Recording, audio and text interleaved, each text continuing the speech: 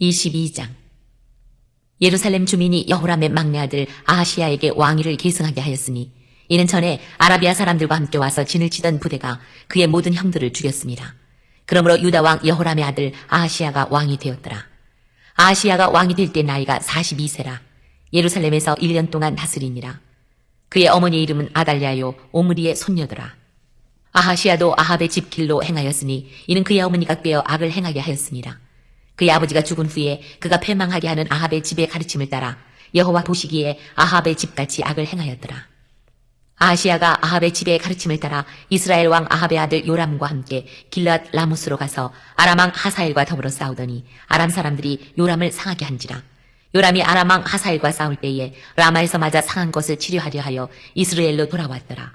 아합의 아들 요람이 병이 있으므로 유다 왕 여호람의 아들 아사랴가 이스라엘에 내려가서 방문하였더라. 아하시야가 요람에게 감으로 해를 입었으니 이는 하나님께로 말미암은 것이라. 아하시야가 갔다가 요람과 함께 나가서 님시 아들 예후를 맞았으니 그는 여호와께서 기름을 부으시고 아합의 집을 멸하게 하신 자이더라.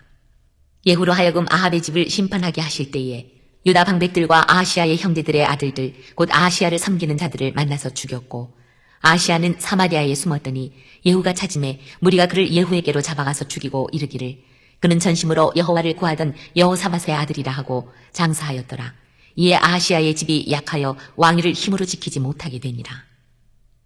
아하시야의 어머니 아달랴가 자기 아들이 죽은 것을 보고 일어나 유다 집의 왕국의 씨를 모두 진멸하였으나 왕의 딸 여호사브앗이 아하시야의 아들 요아스를 왕자들이 죽임을 당하는 중에서 몰래 빼내어 그와 그의 유모를 침실에 숨겨 아달랴를 피하게 하였으므로 아달랴가 그를 죽이지 못하였더라. 여호사브앗은 여호람 왕의 딸이요 아하시야의 누이요 제사장 여호야다의 아내이더라. 요아스가 그들과 함께 하나님의 전에 6년을 숨어 있는 동안에 아달랴가 나라를 다스렸더라. 역대하 21장 17절에는 여호람의 말째 아들 여호아하스라고 하였고 역대하 22장에서는 아하시야로 기록이 되었습니다. 같은 이름입니다. 여호사밧이 아합과 인연을 맺은 결과로 자녀 손으로 하여금 아합의 노손으로 행하게 됩니다. 아하시야도 역시 악한 왕 반열에 서게 되었습니다. 아하시야의 범죄로 시작됩니다. 아하시야는 전에 아라비아 군대가 침략하였을 때 여호람 왕의 아내와 아들들이 납치되어 갔고 여행이 말째 아들인 그가 살아남았던 것입니다. 이렇게 이적적으로 생존하였다가 왕위를 계승하였다면 어느 누구라도 선정을 베풀어 보답해야 할 터인데도 불구하고 악을 행합니다.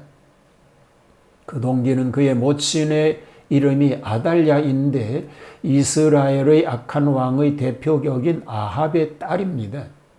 그리고 아하시야 왕은 그 모친이 꾀어 악을 행하게 하였으니 그 악이란 우상 숭배입니다.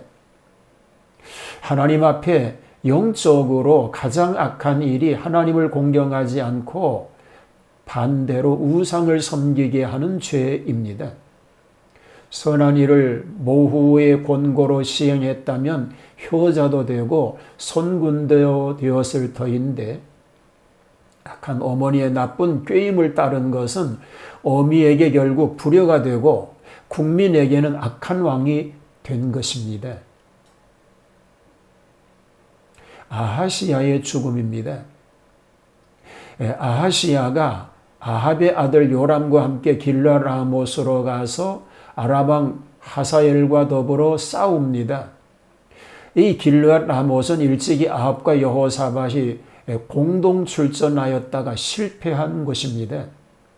그 후에도 대소 전쟁이 계속되었습니다. 이 전쟁에서 아람 왕 하사엘과 싸우다가 요람이 전상을 입게 됩니다. 이스라엘과 갔는데 그곳에는 이스라엘 왕가의 별궁이 있었습니다. 여기에 아사랴라고 기록된 이름은 1절에 있는 아하시야와 같은 이름입니다. 저가 라못 전투에서 일단 귀국하였다가 다시 문병과 이스라엘을 방문하게 된 것 같습니다.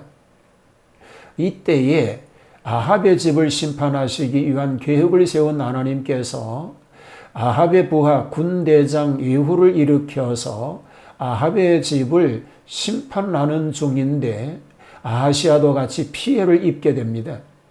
이런 것은 하나님께로 말미암은 것이라고 7절에 분명히 기록하고 있습니다. 9절에서 아하시아의 죽은 장소에 대하여 열왕기하 9장 27절과 8절에는 아하시아가 무깃도로 도망하다가 거기서 죽음에 그 시체를 예루살렘으로 운반한 것으로 기록이 되어 있습니다. 여하튼 저가 하나님의 심판의 벌을 받아 죽은 것만은 사실입니다. 죄의 값은 언제나 사망인 것을 기억하여야 하겠습니다. 아달랴의 찬탈에 대한 얘기가 소개가 됩니다. 악한 여자 아달랴는 아들 아하시아의 죽은 것을 기회로 삼아 왕위에 대한 야욕을 채우기 위하여 일어나서 자기의 목적 달성에 방해되는 자를 진멸합니다. 왕의 씨는 비단 왕자뿐만 아니라 왕족 중에서 왕위에 오를 만한 남자들을 가리킴인데 대단한 학살이라고 말하지 않을 수가 없습니다. 11절에 여호사부앗은 왕의 딸이라고 하였는데 아마도 아달랴가 아닌 다른 여자에게서 난 소생이라고 생각이 됩니다. 그가 왕자 요아스를 몰래 숨기어서 호구에서 구출하여 낸 것은 하나님의 섭리가 다윗의 왕통에서 메시아의 계통을 잇게 하시려는 목적임을 알 수 있게 됩니다.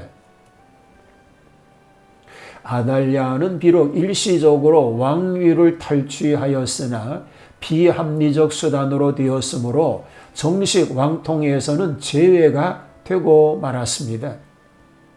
하나님의 뜻을 따라 순리적으로 하나님의 영광을 위해서 쓰임받는 삶이 되어야 할 줄로 믿습니다. 그런 삶 되기를 주님의 이름으로 축복합니다. 하나님 악한 일에 쓰여지지 않게 하여 주시고 선한 일로 하나님 영광을 드러내는 삶만 되게 하여 주시옵소서. 예수님 이름으로 기도하옵나이다. 아멘.